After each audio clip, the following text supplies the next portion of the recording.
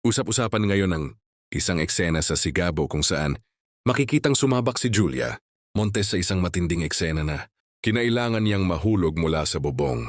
Sa halip na ipaubaya umano sa stunt double, si Julia mismo ang gumawa ng eksena. Ipinakita rin sa behind-the-scenes footage kung gaano kaseryoso ang paghahanda para sa naturang sequence.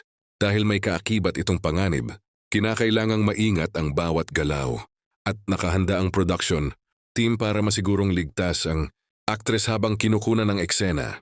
Kapansin-pansin din ang pag-aalala at pag-alalay ni Coco Martin habang ginagawa ni Julia ang naturang eksena. Todo bantay umano si Coco at sinisigurong maayos ang kalagayan ng aktres matapos ang bawat take. Hindi rin nakapagtataka kung maging protective si Coco dahil bukod sa pagiging co-star ni Julia, batid niyang hindi biro ang paggawa ng action scenes. Isang maling galaw lamang ay maaaring mauwi sa aksidente, kaya mahalagang nasusunod ang safety precautions sa set. Humanga naman ang ilang viewers sa tapang at dedication ni Julia sa kanyang karakter.